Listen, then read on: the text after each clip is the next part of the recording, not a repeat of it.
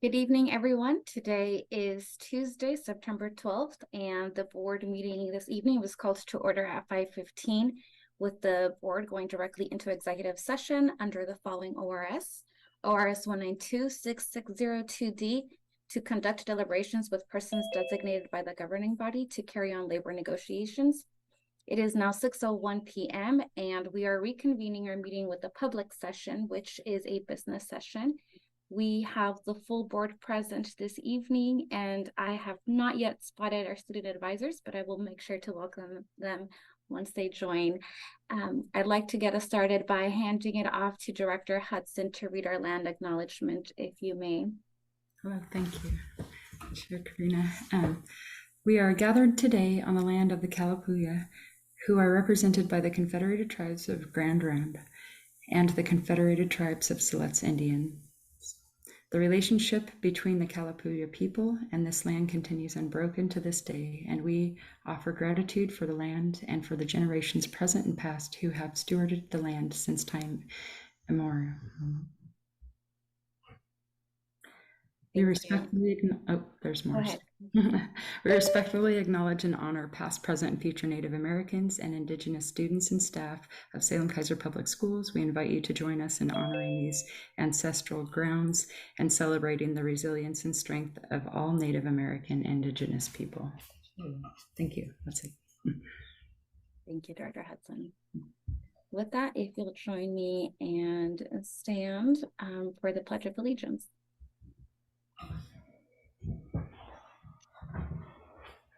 I pledge allegiance to the flag of the United States of America and to the republic for which it stands, one nation, under God, indivisible, with liberty and justice for all. Thank you, everyone. And I'd like to, at this point, just check with Superintendent Castañeda. Do we have any agenda modifications? You know, it's a busy agenda this evening, so I'm excited for us to get going, but check in with you. Thank you. It is a busy agenda. We have no modifications. Perfect. So look at that. We are already ahead of schedule. We'll go ahead and move over to spotlights on success, if that is all right with you then, Superintendent. Absolutely. We're so happy to be back in the swing of the school year, and that means that it is spotlight time again. And so we're going to be honoring several important members of our community. And over the course of this spotlight, what I'm going to do is just tee up each group. And then I'm going to welcome in the individuals or groups who are going to be telling you more about their important contributions. So for our first spotlight, we're going to be honoring the Community Business and Education Leaders Neighborhood Family Council, and we'll be honoring them as the Community Partner of the Month. So if I can, I'd like to turn this over to Caleb Roberts, who is going to share with us all that we need to be celebrating. Thank you, Superintendent Castañeda. Good evening, Chair Guzman-Ortiz, Board Directors, and Superintendent Castañeda. Tonight, I would like to recognize a community organization who provided so much support to students and families in our community over the summer. Each Friday during the month of July, the Hallman, Northgate, and Kennedy Neighborhood Family Councils of the Community Business and Education Leaders Collaborative held Fun Fridays events where students and families in both Salem and Keizer had the opportunity to access free resources, eat a free meal, enjoy an evening of fun activities and entertainment, and come together as a community. Eduardo and his team provided local organizations with a space to connect families with safety, health, back-to-school readiness, kindergarten readiness, and literacy supports. Events like these, where families can take a break from cooking a meal and access important community resources, help to prepare families for the new school year and provide some relief in day-to-day life. To give you an idea of how impactful these events were, in just 4 evenings when this event was held, the Neighborhood Family Councils hosted 62 different local organizations who were able to provide information and resources to more than 350 families, many of which were Salem-Keizer families. Our district is so grateful for these Fun Fridays events because we were able to actually have a space and to be available to our families out in the community over the summer and share information about our district, answer questions, and make connections with families that we serve. Thank you, Eduardo, Leslie, and Jasmine, and all others on the team who were involved in coordinating these special events. You have provided such a valuable community space for relationship building and resource sharing that were without a doubt a benefit to our community.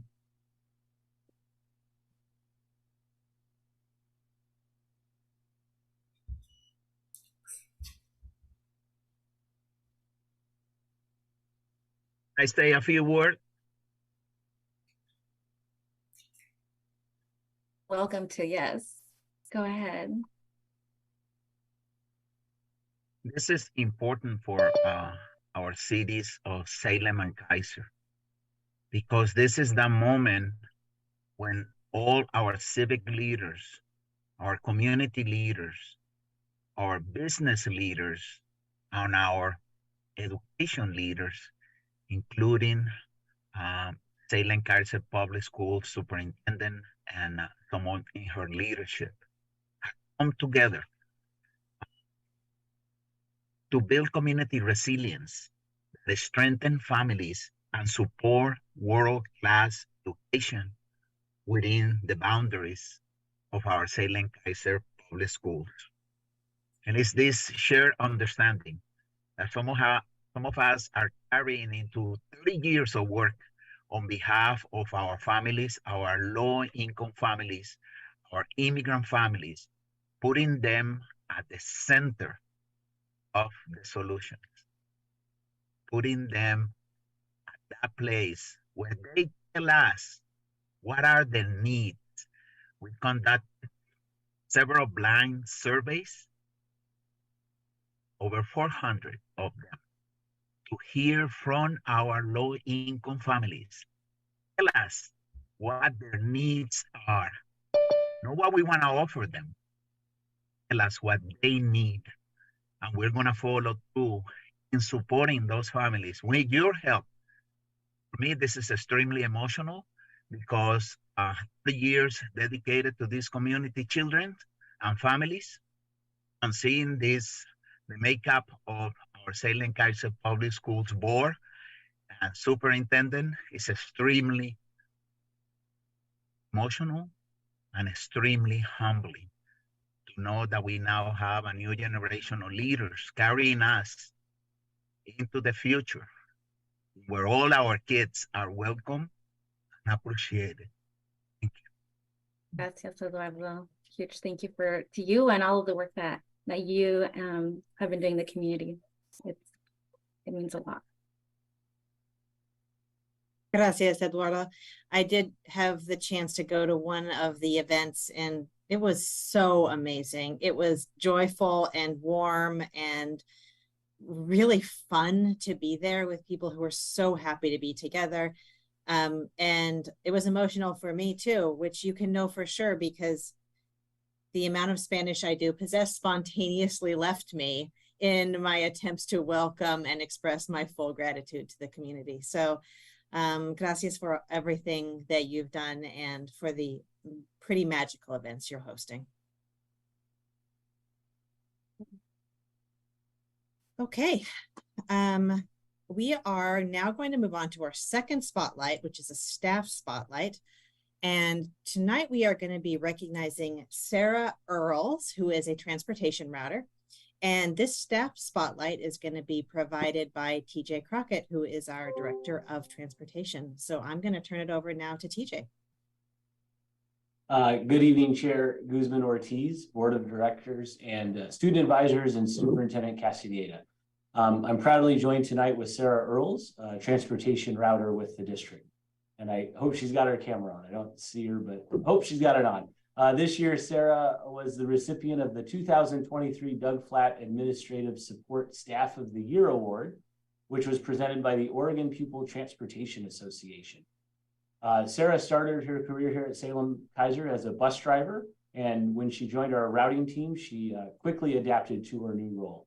Her skills and knowledge of databases, software utilization, and data management are far greater than she gave herself credit for, and she quickly assimilated the complexity of routing school buses for Salem-Keizer Public Schools.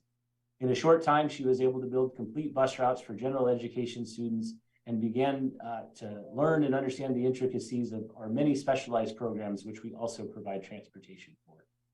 Sarah works daily with multiple bus drivers to assist with their routes, whether that's to find efficiencies and directions or to understand the rationale of a route change or a safety issue on their routes. She'll interact daily with many case managers to coordinate specialized student transportation requests and to ensure we're following policies and procedures for safely transporting students.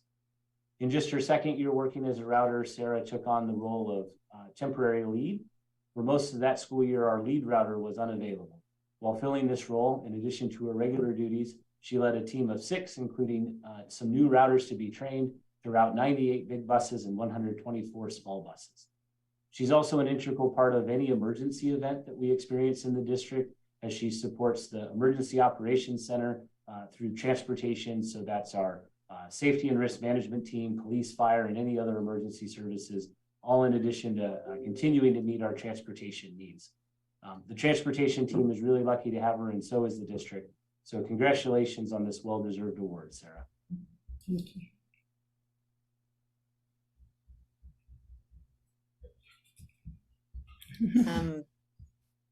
Sarah, we want to welcome you if there's anything you want to say. And if you don't, you can just bow out. We really leave it up to you.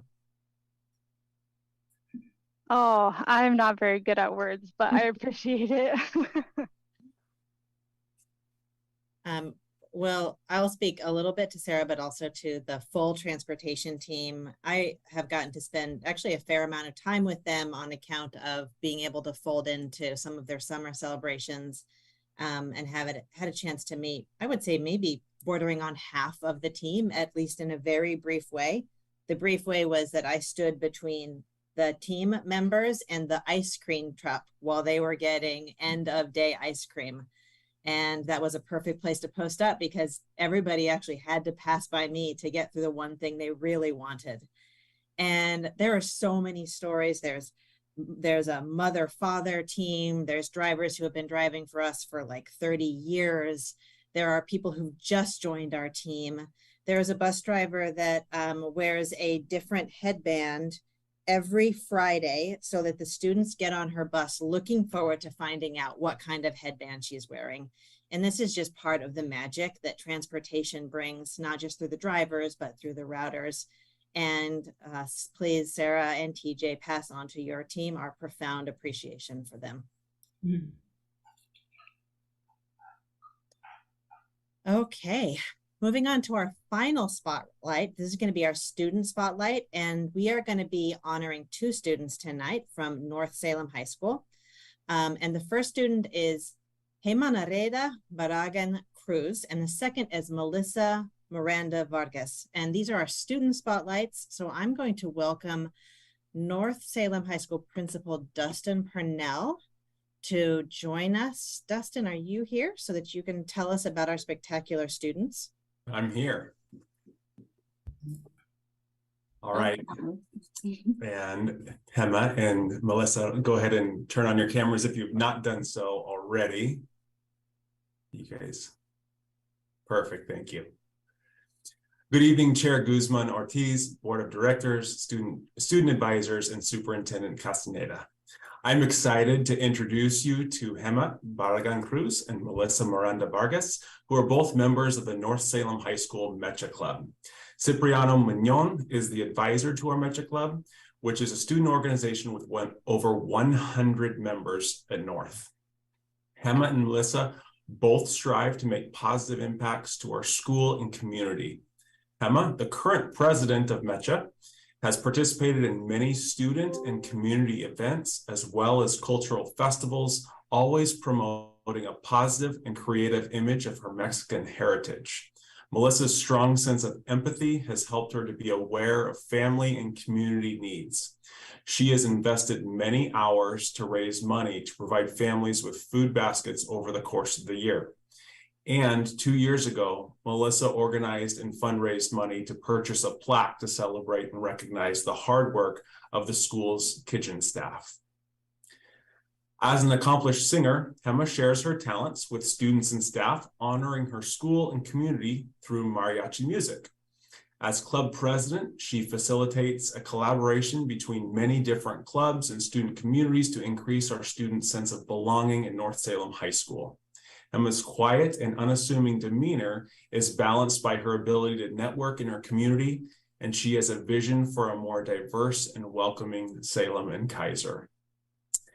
Emma will be a first-generation college student with the goal of becoming a music teacher. Alongside Emma, Melissa is always welcoming new members to the club. Over the past 2 years, she has continued to encourage students from the Newcomer Center to join the Mecha Club. Melissa's bright personality has helped her to become an advocate for our student body. She has developed a strong sense of empathy for many of her peers struggling in school, always looking for ways to empower and support our North Salem students. Melissa is currently in the auto body program at CTech and looks forward to applying those skills in the industry after high school. Emma and Melissa, thank you for the contributions to the Mecha Club, but more importantly, thank you for your positivity and encouragement you provide to North Salem High School and our community. Thank you.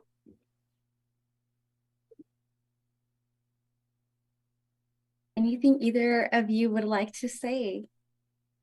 Melissa and Emma. You're muted, Emma. I see you saying hi, but good afternoon, good evening, sorry. I am just truly honored to be nominated today, and I am a proud North Salem Viking, and I can't wait to make a difference today this year as a Metro president and keep promoting my culture and for everybody to feel united and like a family in Mecha. And I just want to thank everyone at North Salem High School, especially to Mr. Magnon that nominated me. And yeah, thank you.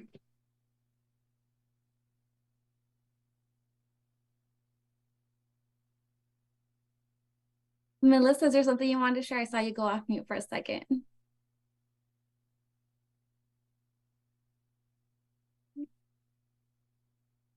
There you go. For choosing choosing me to be one of the students. I really appreciate it. I've been in the club for already 30 years school year, and I'm a and I hope you guys will see our future, and I really appreciate it. We caught some of that, Melissa. It looks like your bandwidth is a little broken up, but just so thank you to you both, and I look forward to being able to connect with both. I have the privilege and honor of knowing him since a young child, so community and dance has, made us cross paths. So I am just pleased to see you here and excited for what this year brings for you in this leadership role and for you and Melissa to get to collaborate and work together. So thank you, Principal Purnell, for sharing this evening. Thank you. Okay, thank you, students. I also am eager to cross paths with you and see all of the wonderful things you're up to, including the musical and dance performances. So hopefully we'll get invitations. Principal Purnell will count on you to make sure that if there's something exciting happening over at North, you are passing along invitations to us and invitations to our board. Yes, I knew you would be game for that. I think with that, I will conclude Spotlight and hand it back over to Chairwoman Guzman-Ortiz. Thank you. Thank you, everyone, for joining us, to our Spotlights, for joining us this evening. We really, really do just honor all of your work and commitment to the community and to the district. It means a lot, so thank you. With that, we'll go ahead and move over to superintendent reports. So we have about 20 minutes, I believe, for this portion, but I'll hand it back over to Superintendent Castañeda for this piece, and thank you. Thank you. Here we go. So first of all, thank you so much. And I'm not going to take 20 minutes, but I am going to take a little bit longer than I normally do for superintendent reports. And at the very top of the order, I just want to acknowledge, I know we're still virtual. We are so eager to be back in person. And we are still dealing with construction issues at our normal board meeting. We were so close. We were right near the finish line, but there is literally no air circulation in our normal building right now, and we are hopeful to be back in the month of October. Until then, we keep on looking forward to the time when we can all be back in person in our normal space together. I also want to use this time to talk about the most exciting thing that happens at the beginning of September, which is the first week of school. And every time anyone has asked about this, I can feel that I actually beam because, one, I love the first week of school, and two, this was a spectacular opening. I have been involved with, I believe it is 12 large system openings of the first day. And I just want to share with the board and the community, this is literally the best opening I have ever seen. And it is because of thousands of people working really hard to make that true for our students and our families and our staff. So let's hit a few quick highlights. These are delightful photos that I won't voice over each of them, but I am going to hit some like big themes of the week that are, I think, worthy of celebrating and sharing. So first, we had summer construction going on throughout our district. That is a lot of work to get it done, sometimes right under the finish line. But we had students seeing new, like twice as large cafeterias for the first time when they came back. We also had students in brand new classroom spaces. West has new science labs. I personally saw the Merriere students and other students just really excited about new outdoor space and about playground space. And so that was really wonderful to observe. And also just to see the joy and excitement about having such wonderful learning conditions. Here you also see that we've got, we opened new programs at CTEC. So you've got students wielding some very large aviation tools right there. And then some of our truly youngest learners in our teen parent program. So just lots of good things happening. We also had, for the 2 weeks before school started, staff training, and we trained thousands of people all throughout the system. And I was able to join bus drivers, as we already talked about, but also teachers, special education instructional assistants, building leaders, and do a little bit of learning alongside them. And I feel really proud of the way that our team started strong. I also want to just acknowledge the way that these school kickoff events go for our transition grades. So I had a chance to be at a number of 6th grade and 9th grade transition events. And I'll talk about these photos in a second, but obviously there were balloon arches, there were marching bands, there were games and music, and a lot of efforts to make sure that our transitioning students were warmly welcomed into their new buildings. I also, this was totally unplanned, but super fortunate. In the first week of school, I managed to run into both of our youth advisors. And so here we are together, one at a football game and the other welcoming incoming freshmen at South. So youth advisors, it was really fun to run into you in the world, in addition to in the board meeting or in the boardroom. So one last thing I want to share is that I had a chance to talk to juniors and seniors about their advice, pro tips for incoming freshmen. And I offer it because I think it has a bearing for adults as well. So here were their pro tips. Do your work on time. Don't get behind. If you need help, ask early. And there are always people who will help you. So I've got that written on a Post-it on my screen. Do my work. Don't get behind. Ask for help. There are always helpers. So thank you for juniors and seniors for the freshman/life pro tips that you offered us. So in addition to just celebrating the first week of school, I also want to briefly acknowledge 2 items that are on consent agenda tonight, both of which are important and deserve different forms of comments from me. First is the suicide prevention resolution, and although it's on consent, I'm raising it to briefly address here because it is such an important issue for youth and adults. And it is indeed a growing phenomenon. So it's one that we as a school system have spent a lot of time and will continue to spend time focusing on. I am one of many people I know who has been personally touched by suicide. And when it happens, it is a profound, lingering, life-changing experience. And so every single thing that we can do, including as a school district and a board, making suicide awareness and prevention a priority, is a step towards the good. I also want to take a moment to share some thoughts about the second resolution, which is our resolution related to equity and anti-racism. This is such an important statement about who our district is and the values that we hold and that we aspire to. And part of the reason I'm here as the superintendent is because of the district that you are, the district that we are. This clear and strong position about the world that we live in and how we can make it better is a value that is like central to my identity and my leadership. There's a couple pieces that I want to just pull out because I think they're especially powerful.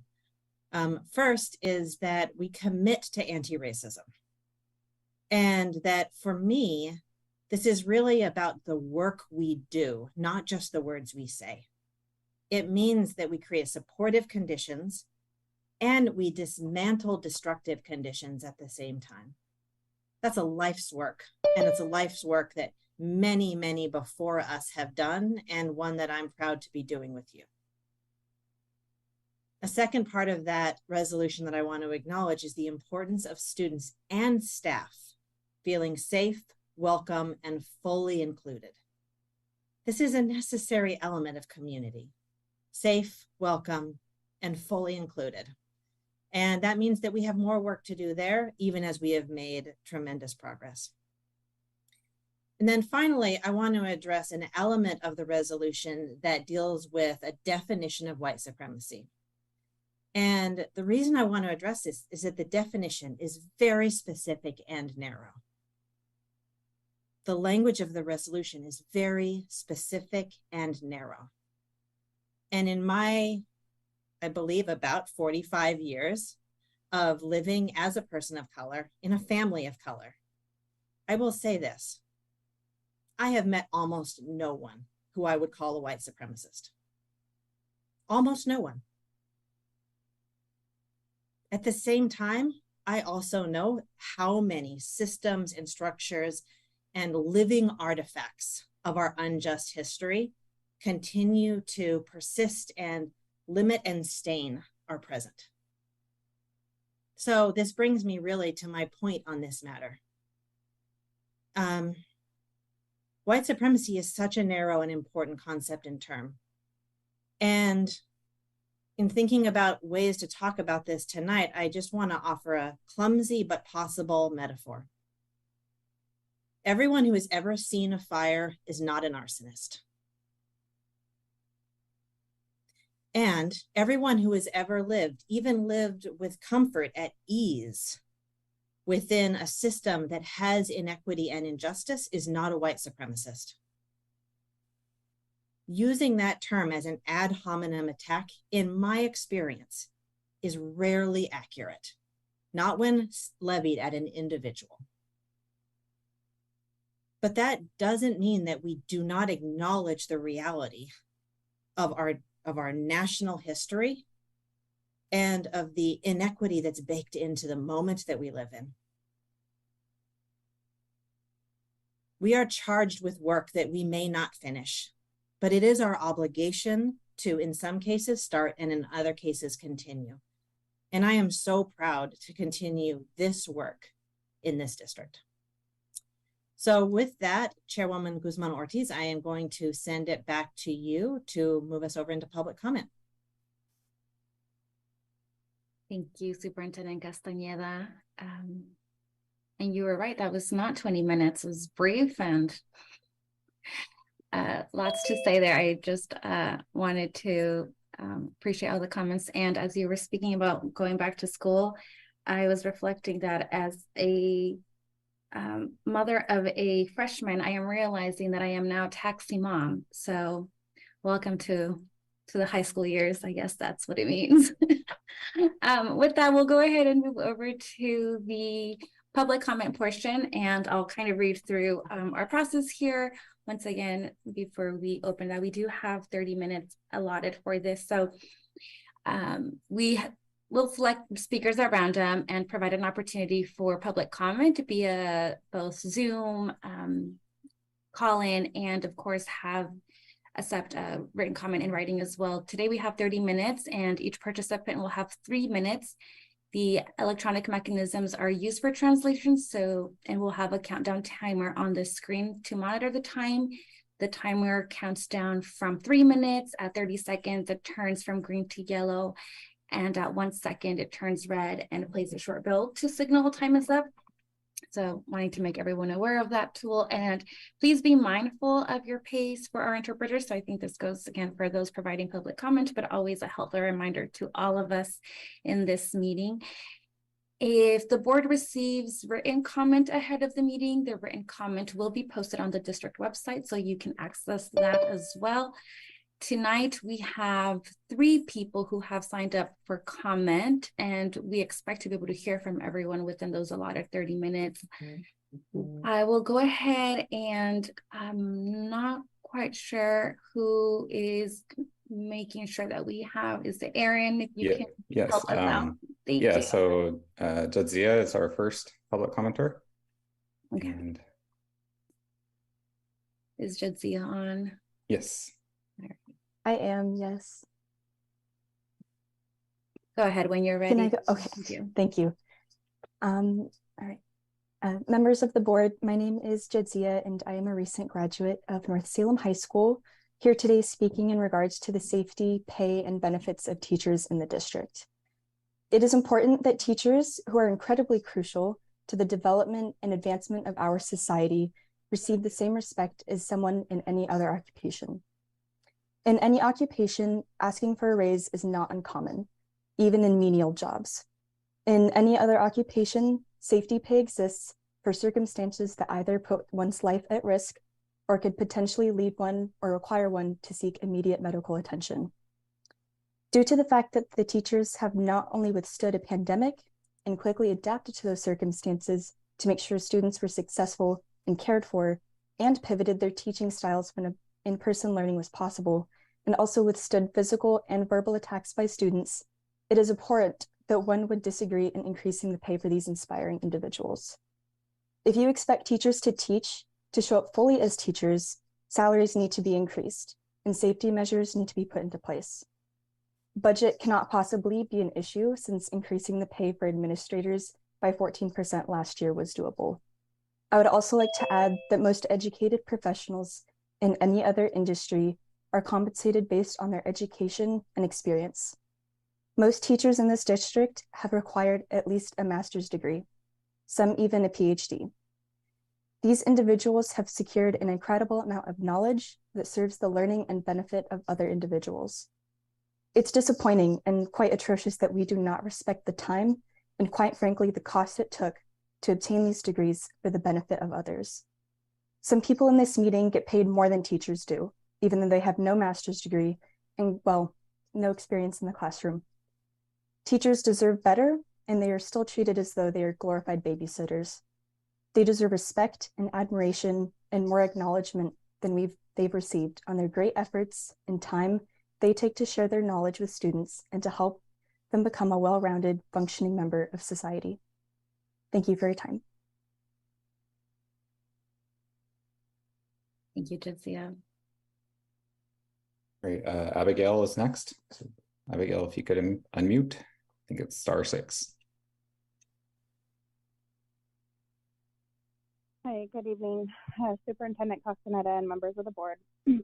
Earlier this weekend, I sent you an email expressing my disappointment again in the continuation of barring the public from school board meetings. I was sent multiple emails in response to my email with what I feel are excuses. And I say that because it's been roughly over a year of online school board meetings, with the exception of one in-person meeting briefly in the middle of the summer. In my opinion, and the opinion of our 400 strong concerned parent community, this is plenty of time to problem solve a very important issue. The other problem parents are having, which is also in line with the same lack of transparency as this new website. It is not improved. It's far less professional than the previous version, which gave parents easy access to communicating with district leaders. The other problem is that it no longer includes the board packet and the resolutions that were previously included in the agenda. It's simply just a 2-page agenda, and that's it. I had to dig deep and eventually reach out to a school board director to actually look at the anti-racism resolution. And so I have to wonder if this is intentionally being left out, because how else are parents going to be able to read this very woke anti-racism resolution that basically blames white people for all of the problems in our current society? As a Hispanic mother of biracial children, I can't imagine allowing my children to be in the same space alone as whoever wrote this. Similarly to how I have felt for a year serving on the district's equity committee, where we are currently being asked to read and do a deep dive study on a book that's very anti-Christian, indoctrinating us on equity. And as the only Christian parent serving on this committee, I have to be honest, I have not once felt safe attending these meetings and speaking from my personal experience without fear of being labeled a racist and a bigot. I have to say, overpowering white-centered liberalism cannot be the spokesperson for the plight of the minority community. If people cannot be comfortable speaking an opposing view, then it is truly not an equitable space, which scares me for my own children attending your schools, because this is truly the direction of our district.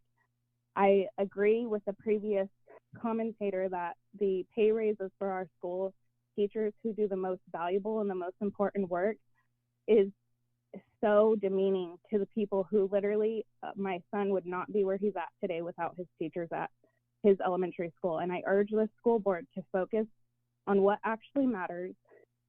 Stop blaming one group for society problems that truly begin in the home, and focus on student safety and academics. Thank you again for your time. Thank you, Abigail. Great. And we have one more, is that correct? Yes, that's correct. And that's Marty.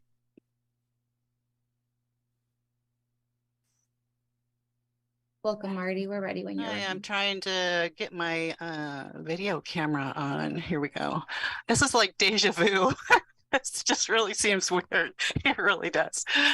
Anyway, that's the only pleasant part of this conversation, unfortunately. Good evening, directors and superintendent. I see we have our annual extremely racist, so-called anti-racist proclamation. White supremacy is used to identify conservatives in this community. I mean, I'm a mother to a person of color, and I was called a white supremacist because I am a conservative and a Christian. And that's the definition here. And I find it really offensive. And this is how this word is used by certain groups. And I think we know what group that is, even though that's not the correct definition. If you're going to mention racist groups, why not include racist groups of color? Because they do exist. If you really cared about racism, you would focus on each child as an individual and look for and exemplify all that we have in common, our humanity and our community, and our love for our families. Why don't you replace the first paragraph with something like racism of any kind is not tolerated? Because that's really what it should be about. We should not tolerate racism. But I know you guys won't change it because I know all of you. Don't forget, you have a legal obligation as a publicly funded educational institution to teach on the history of the American Constitution on upcoming Constitution Day. I've heard rumors in the past that we're not doing that, and you are legally bound to do it as long as you're accepting federal dollars. And whoever was a part and contributed to a particular district policy, which I will not mention the name of it, that hides information from parents, shame on you. You are in a child's life for a season. A parent is for a lifetime. You have no right. You are not the parents. Children do not belong to you. Children do not belong to the government. One school district on the East Coast is being sued right now for this very thing. And even though I'm not on the board, I will continue to fight for parents and for the voice of parents in this community. And I second everything Abigail said about the website. I worked in IT for 20 years and I couldn't even find the agenda details, and that's just not very good. Thank you and good evening. Thank you, Marty, for joining us this evening. That concludes our public comment at this point, and I meant to acknowledge earlier that Linda Papas, our student advisor, has joined us. So she's been with us for some time now, but just wanted to make public mention of that. Thank you. I know she did see superintendent's pictures up there. So with that, we'll actually move on now to the action item portion of our agenda, which is hefty, but I'll go ahead and pass it over now to start off with the authorization for the Children's Day Educational Center MOU between Salem-Keizer Public Schools and MWEC Epping LLC. Superintendent Castañeda, if you'd like to give us a brief overview. I know we've seen this over the last couple months. I'm super excited to have this item on the agenda this evening. Thank you. I am so excited to have this on the agenda. This night is actually the culmination of many people working really hard throughout the last 6 or more months to bring forth the completed MOU and all of the due diligence related to an education, a Children's Day Education Center. And we desperately need this in the Salem-Keizer area. And we are now, with your support and approval, on the cusp of having one to serve our broader community. So I'm going to kick it over to Bob Silva for details, but I will tee up kind of a little bit of the background just to remind you of what you heard back in July, and we'll be happy to answer any questions you may have. So first, just kind of as an overview, the Children's Day Education Center is a facility that we will use to serve students who have pretty significant clinical needs or psychiatric needs, and also be providing the education component as a district. And that's what makes it a day education center, is the joint education focus with clinical, psychiatric, and therapeutic support embedded. We'll be doing this with a partner. In this case, it's Trillium, and we'll be doing it in a facility that this MOU addresses. The purchase and renovation of the facility is made possible through, in large part, the incredible and generous support of some of our community partners. And we have done a lot of work to make sure not only that the facility is right and that the facility can be ready, but also that we have worked out the details of the relationship between the facility and its technical status, our service providing partner, which is Trillium, and the educational role of the district. Among the many things I'm proud to share about this is that this is an example of the way that Salem-Keizer goes above and beyond to serve students. We are literally working through generous partners to pay for and renovate to readiness a facility to serve students with intensive needs. In any other field, if we were to say, hey, it probably makes sense that, for example, you know, the police department is going to create a library because there was no library around, that would seem so strange to us. But this is what we do in education. When we have to, we will literally stand up a facility. But this facility is going to be a community asset, not just an asset for Salem-Keizer, and embedded in a broader continuum of care. I also, before I hand over to Bob, I do want to take a moment to just publicly recognize Superintendent Christy Perry. This was her brainchild and an absolute, I believe, labor of love for months. And it is only possible because of the work she did. And honestly, the work she's still doing behind the scenes to make sure that the details are sound and right, and that we are ready to move forward, welcoming students. And that will probably be in somewhere in the 2024 year. So Christy, thank you. We all recognize the continued contributions you're making here. And then to our community partners who have made this possible through financial generosity and also a contribution of tremendous time and commitment. We are so grateful to you. So with that, Bob, I'm going to hand it over to you to give us an overview of the MOU, and then we'll be ready to answer questions. All right. And I can guarantee you Christy is watching, so if you want to wave to her. Hey, Christy. So tonight we're bringing this MOU to you for action. And some of the details of the MOU that I want you to be aware of is that it is a 5-year agreement. So once this MOU is authorized, it will be binding on Salem-Keizer for 5 years. And within that 5 years, we are obligated to run the day treatment center for at least 3 years. So I think that's important clarification to provide. Most likely, we'll continue running it beyond that, but the MOU, recognizing that things do change over time, wanted to build that functionality or that flexibility into the MOU. Once the MOU is signed, that will start another process around a lease arrangement, which is also going to be a 5-year lease to align with the MOU. And then we'll also enter into a service contract with Trillium Family Services to provide the mental health supports for those students. I would like to also recognize Imwick Epping and those partners for their very generous donation to make this a possibility. I've been working with Christy on this for several months as well, and also super excited to bring this to you tonight for authorization. What else did I want to cover there? Yeah, I think that covers the core aspects of the agreement. And again, it's brought to you for board action to authorize the Chief Operations Officer to sign it on behalf of the board.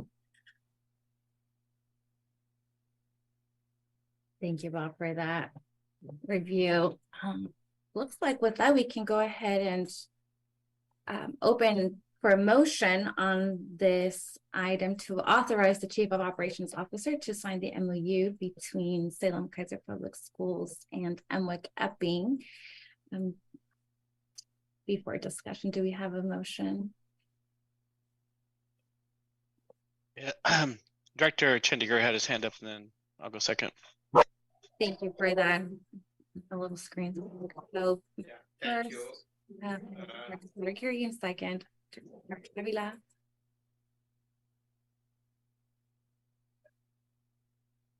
Go ahead, Director Chandigarh. Oh, thank you. I move that we accept this MOU proposal as presented. I'll second that motion. motion. The motion. Thank you. Thank you, and I'll second that motion. Thank you. Looks like Amazon is gone. So with that, do we have discussion on this item? Director Chandigarh, go ahead. Yeah, thank you very much. This is an important need. You know, one of the 3 things that I'm seeing all over, including our district, you know, the scale of the demand for children struggling with mental health has reached a epidemic. It's a crisis proportion. It's a national crisis. So the scale has gone up. Unfortunately, the resources are just limited. For example, there are only 6 beds in the whole state for less than 12 years of age. So those resources haven't kept up with the scale at which our children are struggling. So this is an important step in the right direction. And I really want to thank Superintendent Perry. She invited me in the beginning, and Epping Family Foundation, Tukorski Family Foundation, Trillium. And we are all trying to do our best to make this happen. This is still a huge jump from being in the need to this day treatment. I still want to know that, let people know that there is a huge difference, but this is the right direction.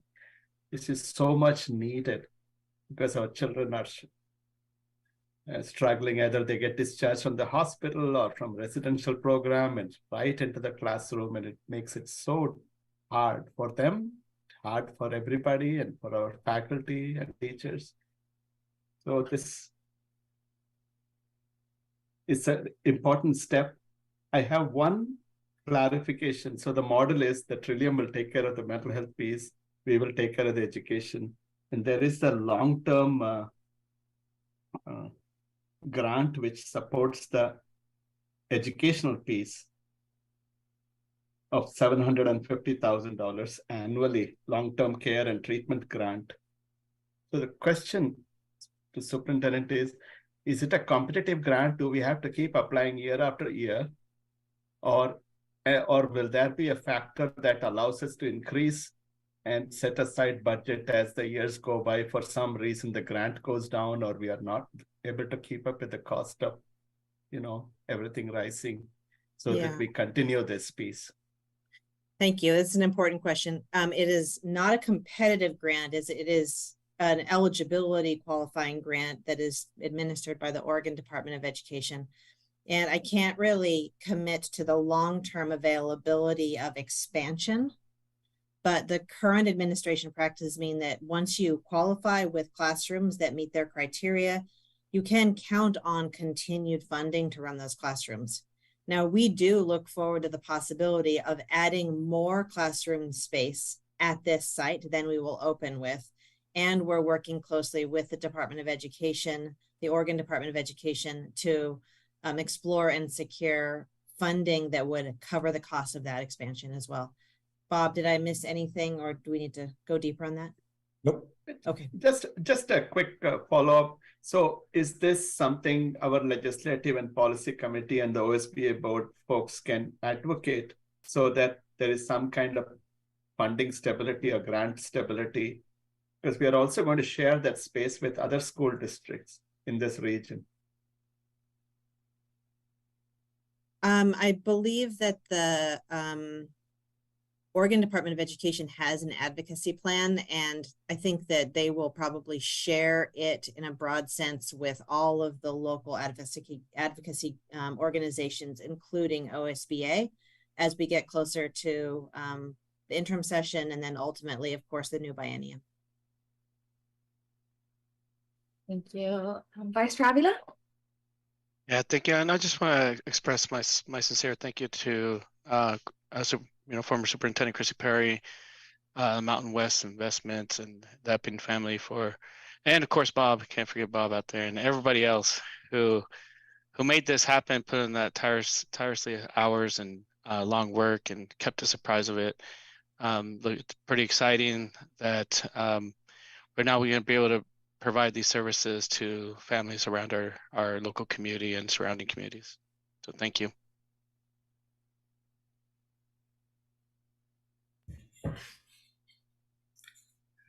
To that gratitude, Director Avila, I'll just add that these two community donors, I believe with this effort, have really brought us a step closer to multiple goals. One is high quality services for the students who will receive services at the facility. And of course, that matters enormously. But they've also brought us closer to other goals, which is creating a rich, connected continuum of care for students so that they have the services they need, and schools that may not have the services to provide them have the right placement option for students. And I think this is a testament to the vision and generosity of our community that this is possible today, and we look forward to the opportunity to grow it under our own kind of efforts and financial commitments. Director Hudson? Thank you so much, Chair Karina. I just wanted to ask briefly and quickly for a reiteration. Thanks for recapping on the work, honestly, and recapping on the funding and all of that, and the folks that are involved. But we talk about the 5 years and so on. I just wanted to make sure that that this does continue to remain in our discussions as far as upkeep goes, and what the plan will be for that. I know we talked about it at Christie's presentation initially a couple months ago in July, and so I'm still very excited and eager for that as well, I think, as most of the community would be. So I don't know if you have an answer for that, but thanks. I will be happy to provide the board updates as we move through the renovation and then get closer to opening. Director Carson Cunningham. Second Vice Chair Carson Cunningham. Thank you. I just want to add my gratitude. It really is amazing that this has been pulled together through a lot of hard work and generosity with Mountain West and the Epping Family Foundation led, and Christy Perry leading the effort. When we learned last year about the fact that for some of our most high needs students and children that we're having to bus them up to the Portland area or down to Corvallis, and that the Mid-Valley really didn't have these types of resources, it really was, I think, alarming and shocking probably for all of us. And so it's amazing what can happen in such a short time with a few really caring and committed people. I think this is a really big win. I know we spent some time trying to lobby during the legislative session and raise awareness around this issue. It's something I hope we will continue to do legislative advocacy around. But I mean, what an incredible thing to have foundation support come fill the need right now, and that hopefully it will help build the foundation for a sustainable plan moving forward to support all the kids in our region. So thank you so much. Thank you. All right, with that, I'll go ahead and call a vote. Looks like so all those in favor, please raise your hand and say aye. Aye. Aye. I believe we have a unanimous approval of this action item. Thank you, everyone. Just to be brief, it's difficult to second anything, but just excited to move this along. Really, really excited to all and thankful to the community partners who joined forces in this. Christy Perry, hi, and thank you also for bringing this forward into our attention last year. I know that under Carson Cunningham's leadership as chair as well, there was a lot of advocacy that went on with this. So I just want to acknowledge and express my gratitude for that. It really does take a community. As we say, it takes a village to raise a child. And in this, I think this is a clear scenario of community coming together and responding to such a high need in what it has been amazingly a quick response. So innovative response and quick response makes me really excited for all of the possibilities and the power within our community and what can be done. So thank you. Thanks everyone for your support on this as well. And so it sounds like we have authorized our Chief Operations Officer to sign this MOU and to look forward to continuing updates. So thank you, Bob. All right, with that, we'll go ahead and move over to adoption of the results policy, which is our R2 policy on academic achievements. And Superintendent Castañeda, it's all yours. Thank you. So we've talked, board members, we've talked about the results policy a number of times now. So I feel confident that we are going to be tonight addressing largely known content, and we are going to be happy to answer your questions. I will be turning it over to Dr. West, but I'll frame very quickly a few thoughts on it before doing so. So the first is that I am so grateful and also eager for your discussion and hopefully approval tonight, because this is a really important action. With this, what you'll be doing is providing our community and our school system with absolute clarity about what success looks like in Salem-Keizer Public Schools. And that clarity will be so important for organizing, for talking with community partners, for resource decisions, and then also for accountability, because this enables us to develop a reporting schedule and has really clear measurable aspects that will enable you to ask and us to answer the question: is Salem-Keizer Public Schools achieving the goals we've set out for you? I also want to share that I have gotten a lot of really positive community organization feedback about these possible 5 goals. And our community partners are eager to be part of the solution. This gives us a really clear way to invite them in to support the success of the district through these 5, really 6 measures. And then finally, I just want to restate something that we've shared multiple times, which is that although on paper, a cursory look at the numbers might suggest that these targets are conservative, they're in fact very ambitious.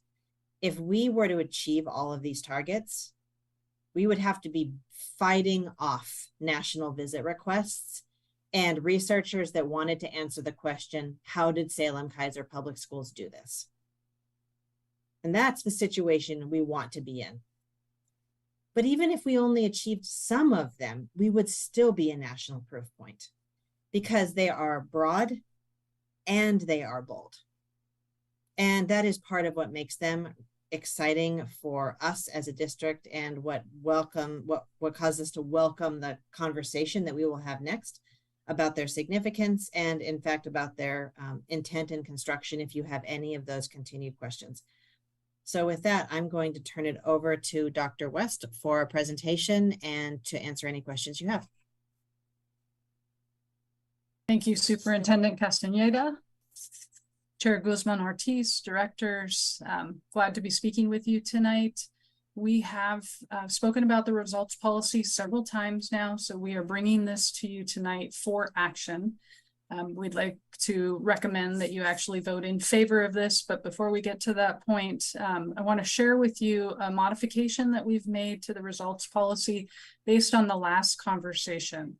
So if you'll flip the slide there. When we talked last time, we shared with you the 4 longitudinal performance growth targets that we recommended were embedded within the results policy. As a reminder, those longitudinal performance growth targets were co-created with the Department of Education as part of our integrated planning process. We've talked through that process and the revision process that will occur over multiple years, why this is a 5-year goal and what it's attached to. I'm happy to answer questions about that again. In addition to that, based on feedback from all of you, our directors, we added 2 sense of belonging measures.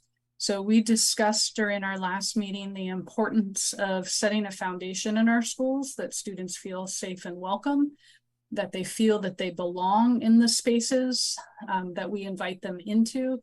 And when we spoke last time, we shared with you that we collect sense of belonging data at the elementary level and then also at the secondary level. And that's why you see 2 separate measures there.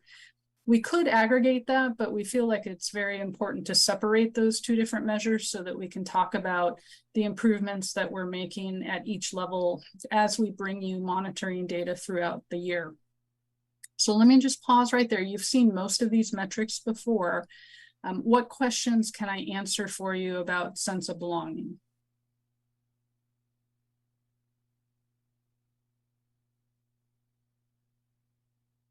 Student advisor, Linda Babas. I guess a question I have is how do we exactly measure the sense of belonging within our school district?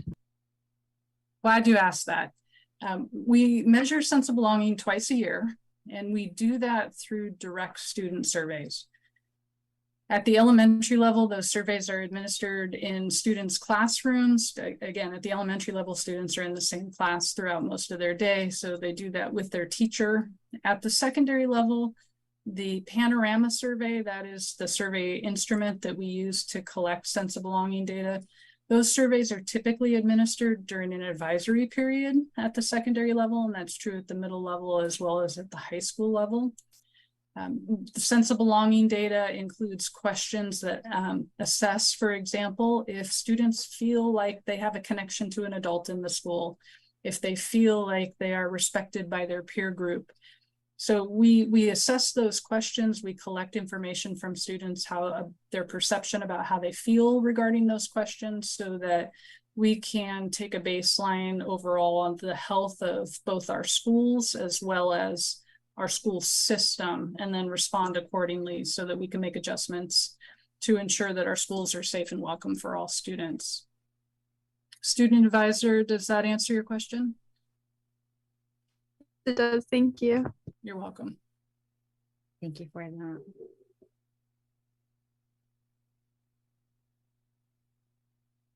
Not seeing any other questions, I'll just add this as a reference point. The metrics that you see there were established using the same methodology that we established with the Department of Education when we co-created the longitudinal performance growth targets.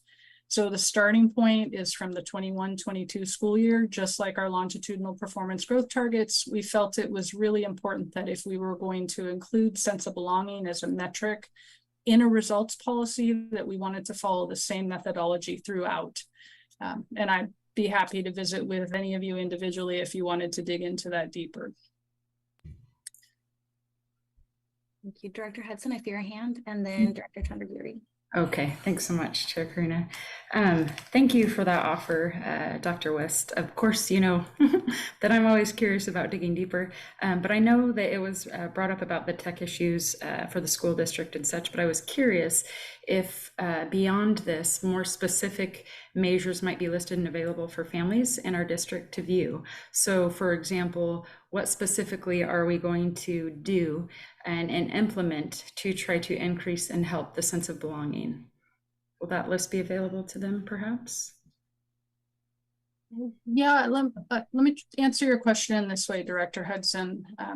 It's a little bit hard to generalize across our whole system because these measures and outcomes are returned to our school leaders for their student population, and the return for one school leader may be different for another. So for example, we may find that in one school environment, increasing student to adult connection is incredibly important. And in another school environment, students seeing themselves represented within the curriculum is incredibly important. So to generalize the approach that we take to increase sense of belonging is a little challenging at the system level because the results are highly individualized to a specific school environment.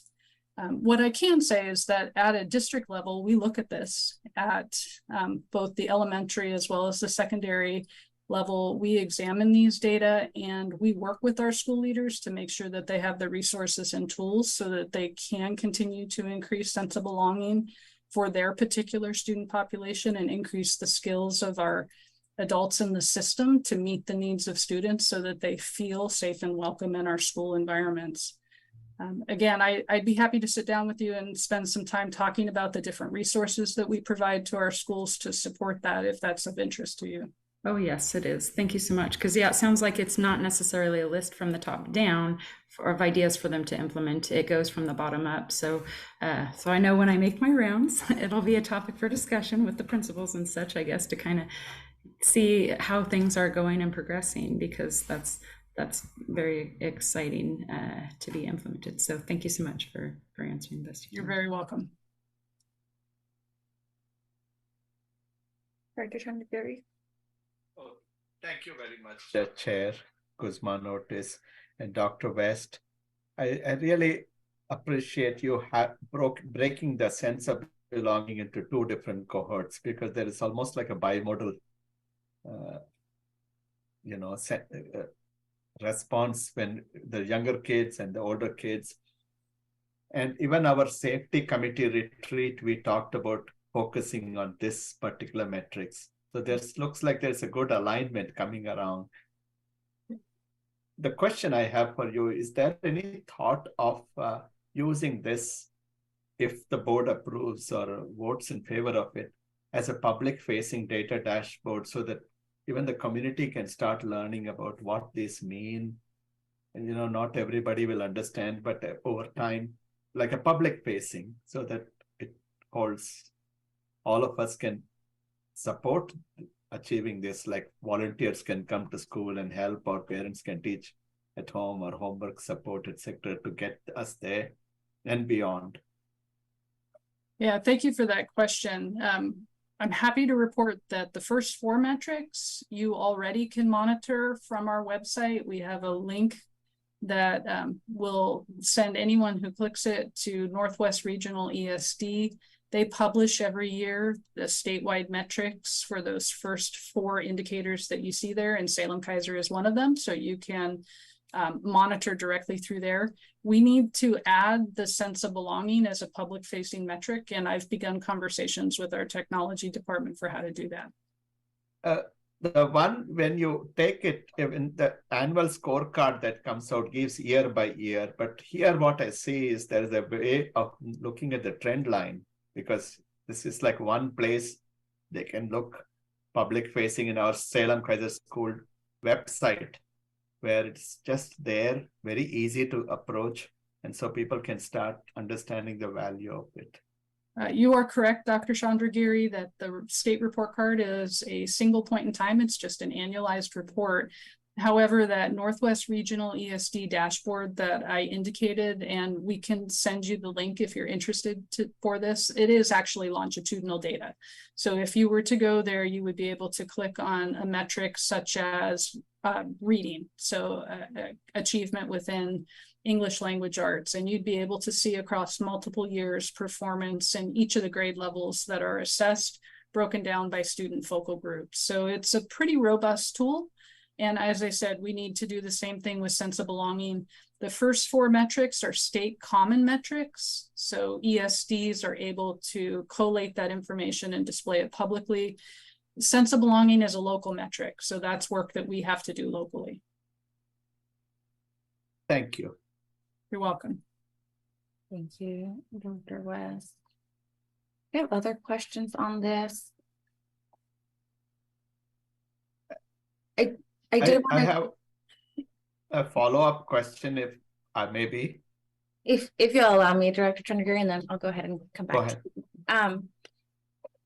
Dr. Rice, I just wanted to verify, I know that these have been co-created with ODE, and so they'll be revised again, and we expect that process to, can you give me a sense of like when that initiates, and then when those numbers, when can we expect those numbers to once again be finalized? And I understand that the language on the results policy also indicates that the board will revise these numbers, I believe in June of every year. So I just kind of wanted to get, I think just for the record, a sense of what that timeline is again.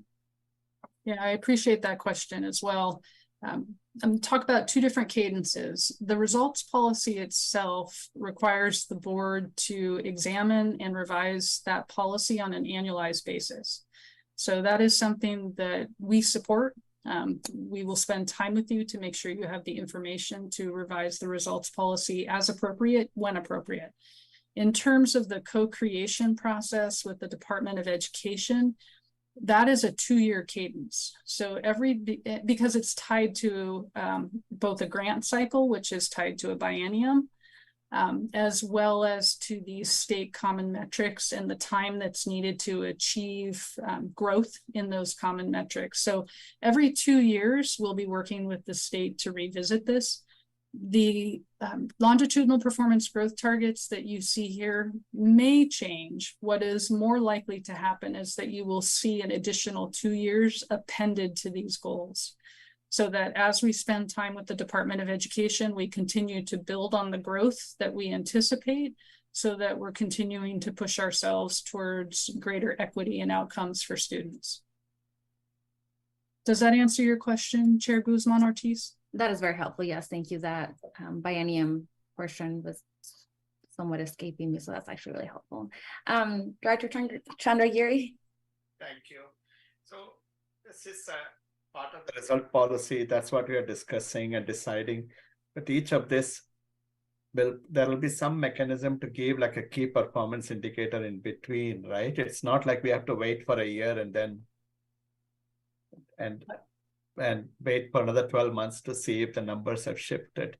Because that in the work session, we talked about key performance indicator as much more closer in between key measures that will be. You're correct, Dr. Chandragiri. These are what we would call summative assessment results, or lagging indicators. Some people would call these, because these are indicators that we measure after the learning has taken place. What we want to bring you are leading indicators, those formative data points that tell us how we're progressing closer to the moment and the time of instruction. So we are building a monitoring schedule that will be a companion that we'll bring to you, and we'll do throughout the year. monitoring reports that will help you assess and keep tabs on how we're progressing towards these outcomes. Yeah, thank you very much. That's hopefully that can be like a public facing or at least board facing. So we can all, when we talk to the community, we can say the same thing to support and reinforce. Thank you. You're welcome. Chairwoman, can I jump in quickly there to build on Dr. West's comments? One of the next steps for us is developing the monitoring schedule that Dr. West just talked about. And so I'll predict a few things that will happen just so that you guys can hold an image of this in your mind. The first is that the monitoring schedule will start landing as the primary topic for working sessions, because indeed what it does is tell the story of work and progress against the things that you said matter most. In my mind, this is the way that the board in part really demonstrates that the things that you say matter most are worthy of a significant amount of board time, which is amongst the most precious of the resources that you personally allocate. By spending as much as, say, 30 to 45% of your board time talking about the results of our system, our community will have more access to information. And each time we do it, our understanding will deepen about the work we're doing and the impact it's having on students. So that's the first prediction. The second prediction I want to offer is that these, if approved tonight, these results policy goals will get coupled up with KPIs, as Dr. West just said, and the resulting reporting schedule is going to need to be a kind of carefully crafted around when data is available. And that seems easy to do in a sentence, but it is actually challenging to do in practice. So when you see the reporting schedule, there will some things that will be reported to you as soon as they're available. There are others that will wait until other measures are available and we can provide a more complete picture of effort and progress. And that is the next important step that we'll be bringing to you all following tonight's discussion and hopeful approval. Thank you, Superintendent. And Second Vice Chair Carson Cunningham. If you're open to it, I'd like to make a motion. Please. I would like to move that we adopt the results policy R2 academic achievement as presented. This is Maria Hinojos Pressy. I second. Great. Are there any pending comments at this point? Thank you. Dr. Hudson? Oh, no, thank you. I was just going along with okay. Sure. I mean, I always have more to say, but yes, I just am glad to see this, like I said, kind of evolve and plan out. And I really appreciate again the time of going through this with such detail. Yeah, I'll be eager to see what tactics we kind of use now that are proving to be successful today, maybe what we can share in the future for ideas and what ideas we can come up collaboratively too. I mean, as far as our principles and such. So thanks. Sorry, didn't mean to push that. No, thank you, Dr. Hudson. Any other comments or discussion on this item before a vote?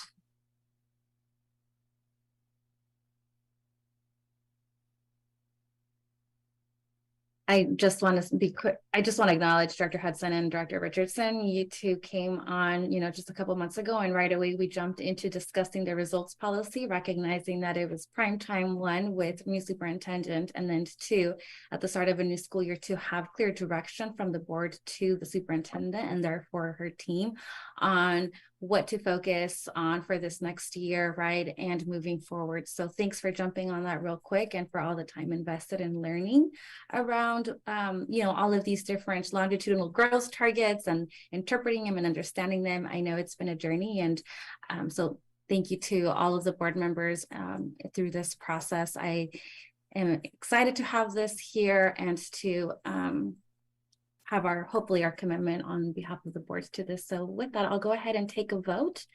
Those in favor or those in support of this results policy as revised and presented, please raise your hand and say aye.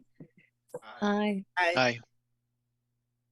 And I will not forget to vote aye. So that is a unanimous vote in support of this results policy. Thank you, everyone. Thank you to Superintendent and Director West also for all of the work on this. I know it's been hefty. I know even just last year as we went through the integrated guidance plan and all of that, just language and numbers, it's been a journey for sure. So thank you for continuing to work with us and walking with us as a board to understand the results policy, and for also listening and incorporating the sense of belonging, which we really value and understand is very important for the social emotional and the safety of students. And it is one indicator, but it is a very important indicator. And so recognizing that we have data to lean on and to continue tracking is important. So eager to continue following this work and just continue collaborating and working with you. And also this is an invitation, right, to our entire community. Know that these are approved here and will be shared widely, that we can all get on board, understand, make meaning, and work towards these goals. Thank you so much. All right, we are moving along. With that, we'll go ahead and now we have procedural nominations. Just kind of a process here to move forward with nominations for the Oregon School Board Association Board of Directors and for the Legislative Policy Council as well. So we'll go ahead and open first for with a nomination for candidates for both OSBA Board of Directors and the Legislative Policy Committee. We'll begin with the Board of Directors nominations, which is 2 positions, position 11 and position 12. There is a 1-year and a 2-year position, and the board will vote on these candidates as well as those for the LPC, the Legislative Policy Committee. The OSBA Board of Directors will vote on the Board of Directors for OSBA and the LPC at their December board meeting. So we'll go ahead and do this in a 2-tier process. First, we'll do OSBA Board of Directors nominations and vote, and then we'll go through with the LPC nomination and vote. I hope we're clear, and hopefully we will just clear this out as we move forward. But so first call is there a nomination for the OSBA Board of Directors position 11? Director Hinojosa-Pressy? I would like to nominate Director Carson Cottingham. Thank you for that. Do we have other nominations? All right. I don't see any other hands or names. So with that, we'll go ahead and take a vote on a nomination for Director Carson Cottingham for OSBA position 11. Those in favor, and we don't need to do discussion on this. So just those in favor, please raise your hand and say aye. Aye. 1, 2, 3, 4, 5. All right. 5, 6. All right. So I see 6 votes in support. Those, I don't believe we need any others since that is a majority. Anyone correct me? All right. And then we can go ahead then and move over to OSBA position 12. Do we have a nomination for OSBA position 12? This is for the Board of Directors as well. And if I recall, this is a 2-year position. I don't know if it matters, but the OSBA board did just appoint someone to fill position 12 for the remainder of the term from the Willamette ESD, just for everyone's information. And then position 11 is the one that I've been sitting in. Thank you, Director. And we, I mean, if no one is nominated, then we can move forward. It's not necessarily a requirement that someone be nominated for each of these. So if there's no nomination for this one, we can move forward as well. And that's not to deter people from running for it. Full information that there is someone sitting in it right now. And that's expires in the end of the year as well, right? So they can. Thank you.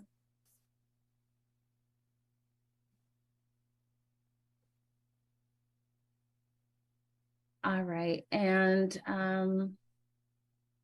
with that, we can move over to the LPC nominations. So we have, I'm reading my notes here, just, bear with me. So, all right, nomination for OSBA. Okay, so I don't see none on OSBA Board of Directors for position 12.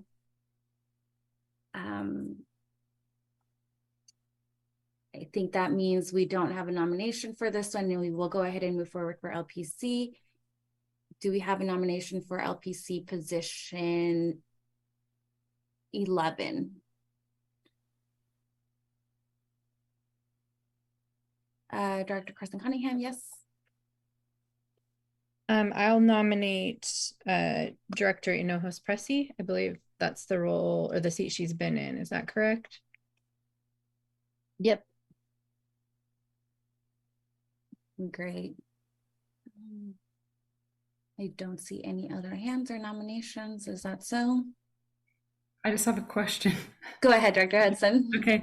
I was wondering where I can find the quickest place to find more information about this. So LP position, and I should have looked it up from the agenda, but I didn't. So quick research. And yeah, then you'll be able to find information. And Ashley Stovin, I know you're on here if there's anything else that you want to add, since I know you've followed this process a little bit more, but you can find information on the OSB website, and it'll share the, who currently sits on the board of directors and the LPC members as well. And then it shares their regions and the length of the term length for each of those. Okay, thanks. Because it sounded like maybe I misunderstood you on the last one, but that we will have to come up with a number 12 nomination eventually if this current person doesn't hold their space. No? Not necessarily. So these are kind of regional, and so anyone who falls within this said region, the districts within those regions will nominate folks, and then whoever's nominated, and if we say get a vote 4+ during our meeting, then they can submit their written application to OSBA, and then the OSBA board of directors will move forward with their decision. So it's still a couple other steps in the process, but this is our board making a nomination for any members within. Okay, thanks for reiterating. I had read that, and I wasn't sure that we had to come up with, so I appreciate your clarification that we don't have to. All right, thank you everyone for your patience. Oh, thank you. Thanks for asking. It's and I think there's a small procedural clarification. If we if we as a board nominate somebody, then the region will have to come back and vote again. So it'll come back for a vote again to our board. At that time, you get to vote, and all the districts in the Marion region will vote. Ashley, is that right? I forget. That's correct. In December, that's what we'll be doing at our board meeting. Thank you. So that's the following step after the board of directors then takes action on this. Thank you. So we had one nomination for Director Hinojos Pressy for LPC position 11, which is the position she's currently serving on. And with that, I'll go ahead and take a vote on this. Those in support of Director Hinojos Pressy for LPC position 11, please raise your hand and say aye. Aye. Aye. Right. Aye. We have a majority of the board for this as well, so that moves forward. And lastly, thanks for bearing with us as we move forward. And do we have any nominations for LPC position 12?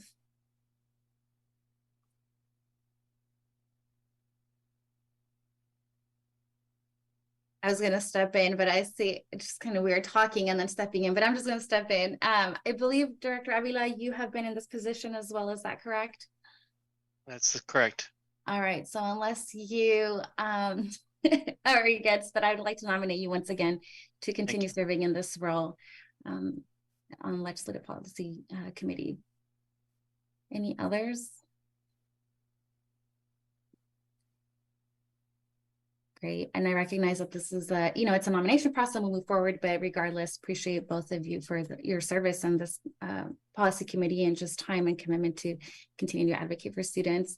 But with that, we'll go ahead and take a quick vote here for those who in support of Director Avila for LPC position 12. Raise your hand. Aye. 1, 2, 3, 4, 5, 6. Aye. That is 6 directors who I see in here as well. So that moves forward. Thanks again for participating in this process, which feels a little funky sometimes. And Director Hudson, hopefully you had the responses to your questions, and we look forward to hearing from OSBA's board also around this process and decision as we move forward. So we might hear again. We will hear again come December. We will hear again. Okay, I appreciate that, because I think if I can just send them an application, then I will do that, I guess. Thank you. Yeah, so those who we just voted on right now will have a window to submit their applications to SBA until I believe September 26th. So that gives you a couple of weeks to do so and to move through that process. Great. So with that, it is 7:30. I want to acknowledge a request for a break. So can we do 5 minutes since we are virtual and hopefully folks are comfortable? We'll be back at 7:36 if that. Thank you. All right, let's folks. Thank you.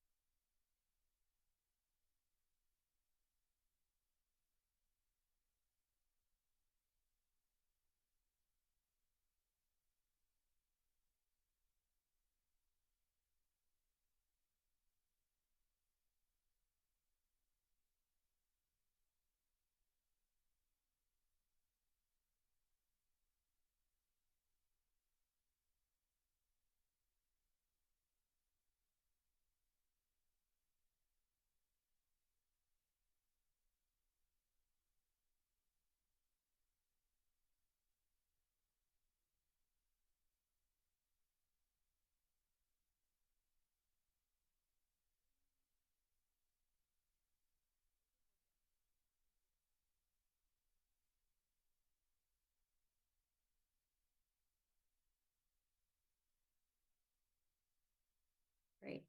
All right, welcome back to everyone from that quick break. I'll say my son timed it perfectly and gave me a call during my entire 5 minutes. So it's great. We're just planning fall activities.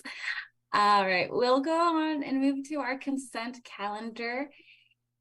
And we have 4 items on this. And I'd like to cue Superintendent Castañeda. I don't know if there's anything that you'd like to provide further review or comment on the consent calendar. I know you addressed some comments earlier, which are appreciated. No, thank you. I think that I'll turn it right back to you for management. Great. All right, well, with that, we'll go ahead and move forward with the consent calendar. Do we have a motion on this? Director Tonagiri. I would like to pull an item from the consent calendar for discussion, please. Can you state what you're asking to pull, Director? Yes, resolution number 202324-2, commitment to equity and anti-racism. All right, so we can move forward with then a motion to move forward with the remainder of the agenda of the consent calendar, my apologies. So everything but the pulled calendar. So is there a motion to approve the consent calendar, except resolution item B? Director Hinojosa Pressy has her hand up. All right, Director Hinojosa Pressy. I was just trying to make the motion, but I noticed that Director Richardson moved. Thank you, Director Richardson. So we'll take you as first on this. And do we have a second? I'll second it. Thank you, Director Avila.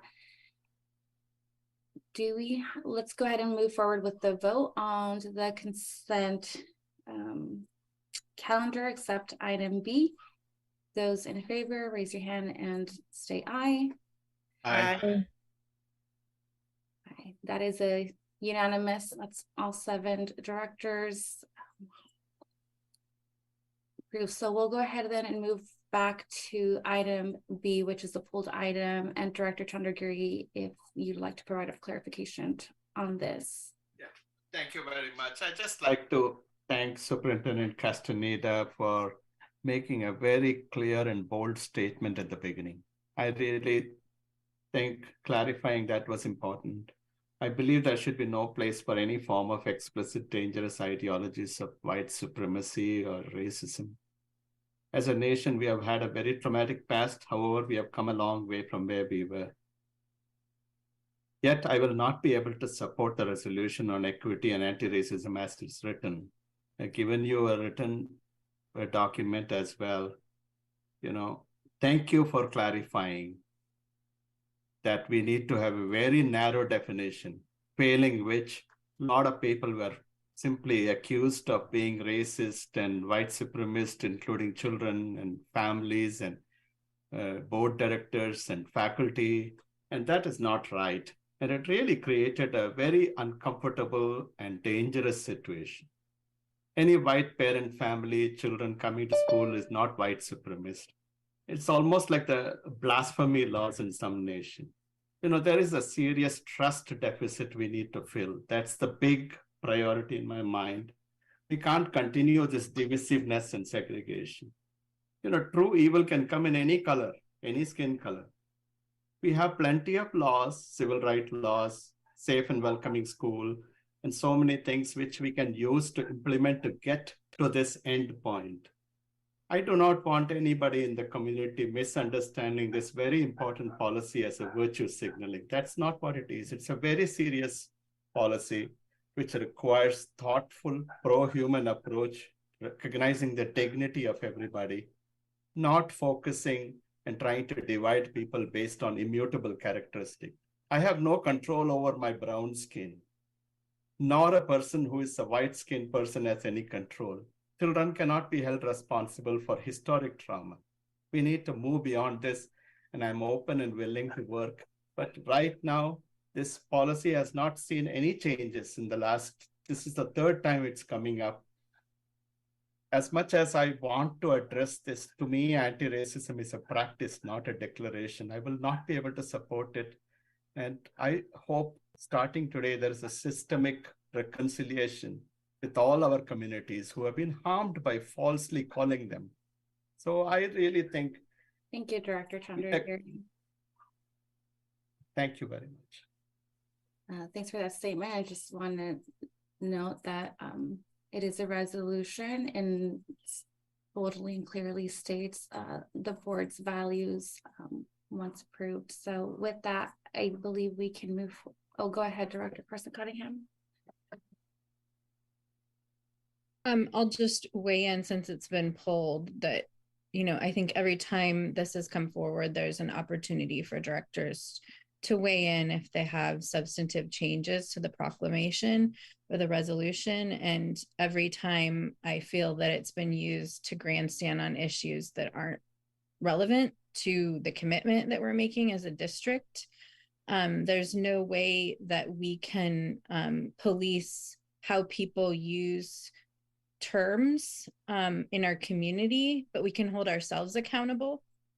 And I think I said this last year, if we can't agree as a board to a definition of what white supremacy is and be in support of fighting it together, locking arms, I think that's a very sad statement for this community. I'm not offended as a white person by defining what white supremacy is. I agree with Superintendent Castañeda that it's rare that you would meet someone that you think is truly a white supremacist practicing, it conjures images in our minds of things that we don't see commonly in today's world, thank God, because of so much work that's been done. But this is a definition of what white supremacy is. And it's upholding white people as a superior race. It's doing these things that the very first paragraph says. And I know all of you at this point, I know that you think that's bad and that you don't want any part of it.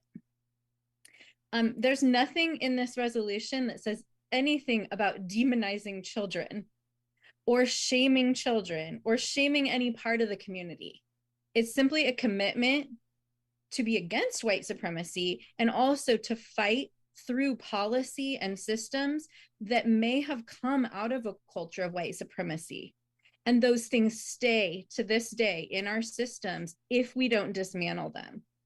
And to say it's virtue signaling and all the other things that have been thrown out is extremely frustrating, because I think as a board, we have been committed to this and we have packaged policies. We have fought through the hiring process for our current superintendent to remove bias and to use the tools that are available through the best research out there on committing to being anti-racist and how you do that through action at a high level board like ours. So I'm excited to support this again. As always, I think I would welcome any sort of language change that might make it better or a stronger commitment. But I'm really exhausted by the way it's been used because it's completely not what it says. Thank you, Second Vice Chair. And we have our Vice Chair Avila. Yeah, thank you for those comments, Second Vice Chair Carson-Cunningham, and I agree that if we're calling ourselves champions of equity, we need to be able to defend all systems of inequities. That includes the inequitable systems that were created by white supremacy thinking. And then to Second Vice Chair Carson-Cunningham's comments, this term definition is right out of Merriam-Webster dictionary. So let's agree upon that. It is a very clear from a respected language and definition source.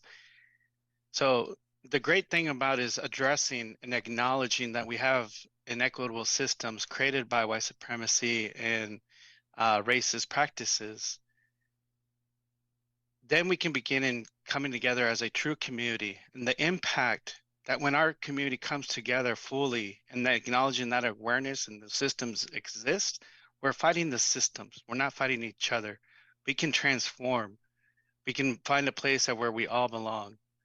So that's where it comes to solidarity. And that's where we want to, that's where I feel really strongly that this resolution, these statements and these actions that we take as board members or individuals from communities, teachers, educators across the board, then we'll find a strong solidarity in our community. That's how we bring peace and togetherness. Thank you. Thank you for those comments. Dr. Hudson, Thank you. I'd like to add. Okay, thank you so much for allowing us to take comment now. I wasn't sure if it would be now or later. Interestingly, of course, I agree with much of what was said, and I am so thankful that we're having this discussion, from Superintendent Castaneda to each director, because obviously there's so much that we see in connection with. I believe as far as verbiage goes, I do have some ideas and I have come up with some. I know that we don't get to chat much outside of these, well, at all, outside of these board meetings really, as far as discussions go. So I just assumed it came from something prior and maybe didn't have the chance to get re-edited. Racism, period. I think bottom line should of course be completely unacceptable in our district. And I think that when one of you was mentioning terms, that could be one of the things, again, that provides the broader term if we're trying to be fully effective, because we spend so many resources and time, say, uplifting certain things, groups and such in our district. Some of those have pale pigmentation, those groups, pride and so on. We have the diversity department and such. Just to embed this language back into our district and make it part of focus again, when there's so much more that we could be doing with this as a smart collaborative team and board. So yeah, I was interested on how we could go about inputting information on that to change verbiage, an effort to be more effective, because I don't want these poor kids thinking that because of one thing, they, again, like Ashley had mentioned, are taking on the weight of the history again, when we are, on the other hand, trying to uplift everything. I think it says the opposite of all of the work that we do and the intent just in that in itself. And I hope that each of you are able to understand what I mean by that. And I would be glad to elaborate if you would like. And I think, again, if we have this up for future discussion, I think that's good and healthy and wise for the sake of our students, which we were voted to represent, and our staff. So also, if there has been issues, I was thinking that when I saw it, maybe there's something that I don't know about where some of these have arisen in our district. Well, it's been said a couple times that it is very minimal that we go across our entire lives without seeing this one specific for as far as that comment goes. So I do want to also not forget to mention that, because I'd be curious, if that were the case, what our policies are to prevent that, and also hiring such, but also to diagnose that and then how we deal with it. So thank you for giving me time. Thank you, Director Hudson. We can move at this point forward with a vote on this item specifically. Do we need a motion? Yeah, I'll motion the hold item on the consent calendar, item number B, that we move to approve. Thank you, Director Avila. Do we have a second? Second. Director Carson Cunningham seconds that item. All those in favor and support of approving item B, which is the resolution, the commitment to equity and anti-racism, please raise your hand and say aye. Aye. Aye. Aye. Or that's Director Richardson, Director Avila, Director Carson Cunningham, Director Guzman Ortiz. Those who oppose, please raise your hand and say aye. Director Chandragirian, Director Hudson oppose, and any abstentions? I believe Director Knowles-Pressey voted aye. I was about to ask if I missed it. Can you clarify on that, Director Knowles-Pressey? I missed you on the first vote for that. Yes, I Okay. voted aye. That was a voted aye. Thank you. All right, so we have 5 in support of action item B, which is the anti-racist resolution. And thanks for the discussion on this. I feel a little deflated on the fact that it becomes contentious when I agree with several of my fellow board members that it is clear and direct, and although it may make us uncomfortable, that is part of the role, right? And it is our role to continue to revise the systems that we have. And I think even just what we did earlier, revising our results policies, an indication of our commitment to this work and ensuring that we are, as a system, moving forward to ensure equitable and accessible education to all of our students and ensuring that we have a welcoming environment. And so I also just sent the thought that it is virtual signaling, and although it is a statement in values, the work in anti-racism is everyday work. So I appreciate all those who support it and just our commitment as a board to continue moving forward with this work. It is a journey, and it is perhaps never complete, but that is the beautiful challenge of it as well. We'll go ahead and we are towards the end of our agenda with the information and standard reports. We have all of these information and reports section is provided in for the boards to review ahead of the meeting, and it is in the board packet as well. So I don't know if Superintendent Castañeda, if there's anything that you'd wish to highlight on this as well. Very briefly, I just want to highlight the tremendous additional work that our schools do in final graduation numbers.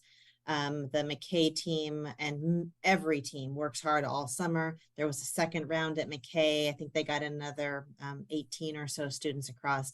And that is a gift, not just to the students that they served, but to the lifetime of impact those students are going to have because they got their diploma. So just a huge, huge shout out of love and gratitude to our educators and to our school leaders who push all the way till the last possible minute. That's really beautiful, and just thank you to everyone. Thank you, thank you. We have some time now for board reports. If there are no other pieces from superintendent to highlight on this, and for anyone who hasn't reviewed the agenda packet, that information should also be available online now for the public to view. We are shifting our website, and so it's taken some time to move some of those things around, but also wanting to ensure that it is accessible and for folks who might not have eyesight or hearing. So it's a work in progress as well. Board reports at this point, we'll go ahead and open the section where directors and student advisors can share work from formal committee assignments or other activities of the board related to youth programs and school district activities. Since our previous board meeting will allow approximately 2 minutes per report, and I'd like to pass it on to okay, go ahead. Director Knowles-Pressey, if you want to get us started, I am elated to hand it off to you. Yeah, I will try to make this brief since you did say 2 minutes, but I did want to provide an update to the SCATS Policy Committee. So we've been working on approving federal aid urban boundary updates, which I think got submitted earlier this month. The FOB, federal aid urban boundary additions, means that any road larger than a neighborhood or community street, so like collectors and arterials, have to meet federal design standards, which include sidewalk and bike infrastructure and stormwater management infrastructure. And through the census, we added some additional parts of town to that. Also, in related to the census, we need to add in Almsville into the policy committee.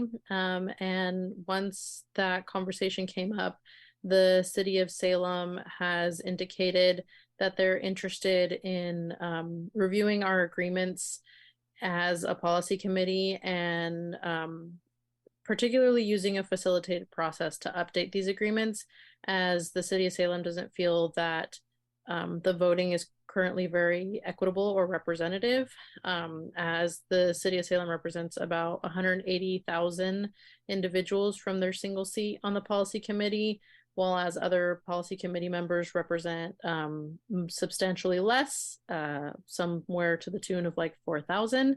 And so it feels very unequitable to them that there is an equal vote despite the vast population differences.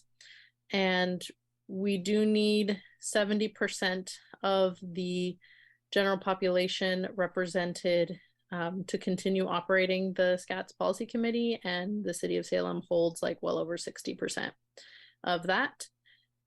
And so that there is definitely a lot more to come in that process if the voting structure is going to change based on population, if we're going to be having a facilitated process to update that. If we do update that, it will require a bit of a longer process because the governor will have to adopt it. But I did just want to uplift to folks that that is currently in the works and a conversation being had. Thanks. Thank you. Sounds like you've had your hands full there, Director Mills Presley. Thanks for sharing back. Vice Chair Avila, adelante. Thank you. Just well, acknowledge celebrate Hispanic Heritage Month, right? First and foremost. And second, just want to share how exciting and an honor it was to be at Chavez Elementary and meet the principal and the staff there. Everyone was so excited. And on the first day of school, for all the school kids coming in, greeting them at the door, and most of all was Dr. Charlene Williams, OD's deputy superintendent, new and working on her Spanish. She was so eager talking. We got to meet and see students in dual language classrooms. So it was just an honor to be there. But it was even a lot more fun to be in space on recess duty with Superintendent Castañeda over at Harrod Elementary. Again, wonderful staff there as well, wonderful principal. And then we got to join West Salem High School with Principal Reese and his staff, and got to eat some popsicles. So just thank you for all the educators, classified, licensed, everybody that's in our schools. Thank you for getting our students there, for all our transportation and communications. Everybody, just let's look forward to another great year and make great things happen where our students can be successful. Thank you, Director Avila. Director Chandagiri. Well, thank you very much. Two important things. I got to sit with you in that, like a retreat on safety committee. That was wonderful. And we spent a lot of time. So thank you. And also got this t-shirt from Sprague High School. Welcome the new students. So I thought of wearing it. It's beautiful and bright. So thank you for the t-shirt and the sweatshirt or what they call it. So I really appreciate that. I just want to say thank you very much. This is September 10th to 16th is the National Suicide Prevention Week. And thank you for bringing that policy during this week. And for all the hard work, our teachers, staff, school counselors, and everybody works to keep our children safe. When we started this journey in 2019, it was a difficult year before that. And for all that our staff do, our teachers have done, I really want to say thank you. Thank you for keeping our children safe. Thank you for not only teaching, but also for doing this. And to see this Mental Health Day program come up is beautiful. It's almost like finally everything is falling in place. So we have ways to go, but we'll all get there. So thank you. And you're all good. Wonderful team we have, and we'll get there. Thanks. Yeah. Any others, or student advisor as well, if there's anything you'd like to highlight? I can jump in. I had the opportunity to go to 3 schools on the first week. It was really fun. I got to go to South on the first day for freshmen, got an awesome hoodie. I'm so excited. It's red with their light blue. Love it. And then I got to go to Leslie Middle School later in the week, got an awesome t-shirt that I'm going to be wearing all over town. And then to wrap up that day, I got to go to McNary. We had a very special visitor. Our Congresswoman, Andrea Salinas, came to town. She was going to be doing the Keizer Rotary Club. And so I had reached out to see if she wanted to do a school visit, and she had the time to drop by McNary and see just some amazing classrooms there. The new principal, walked us all around. We got to see some of the career technical education work happening.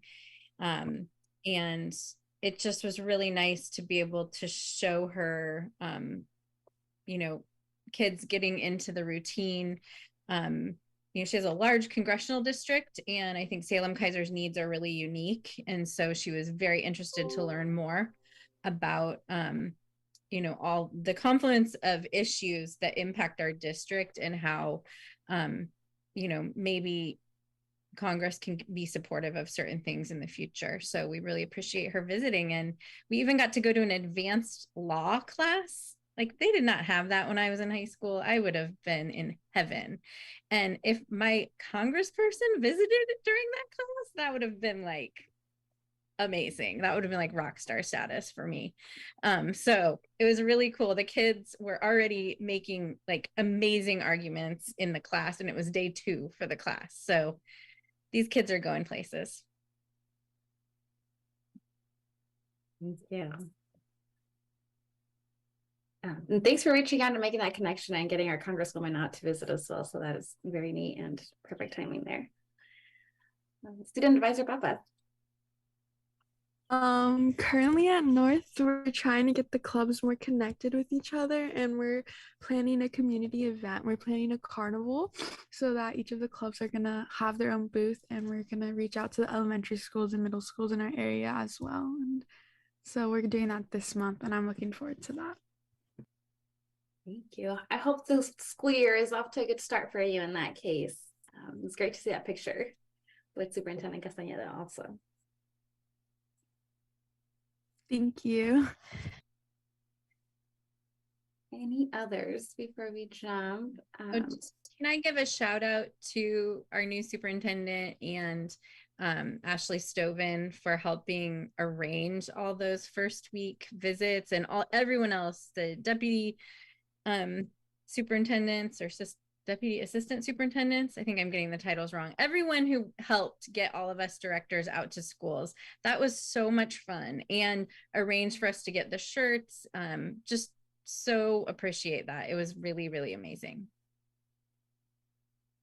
Thank you for saying that, but I'm also just going to say our schools were delighted to have you all as visitors.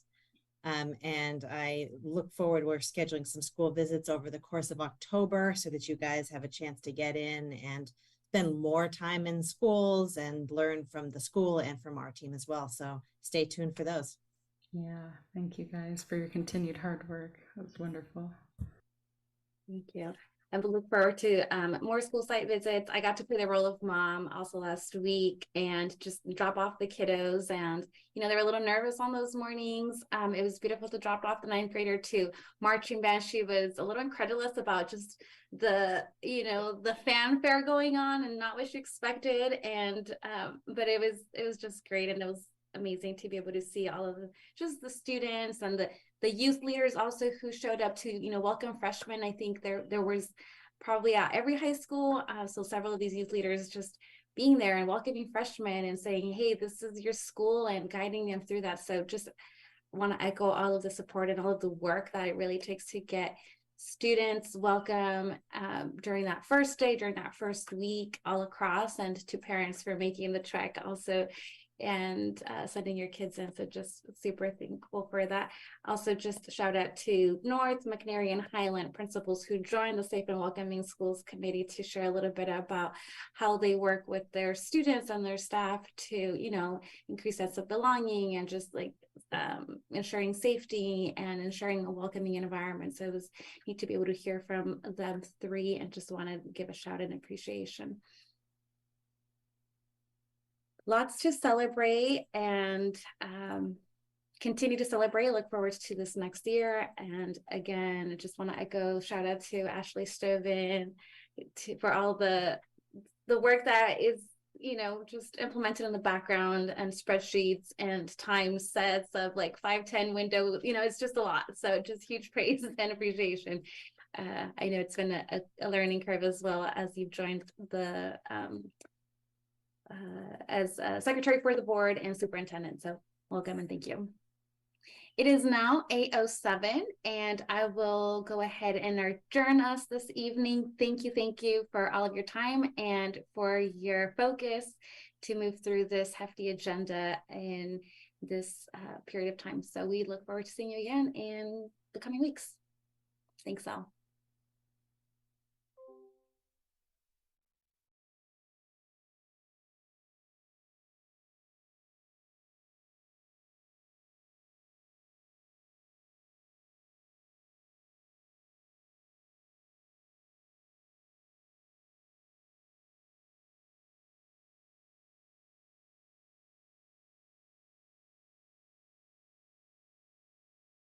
For more videos and information, go to capitalcommunitymedia.org and follow us on social media.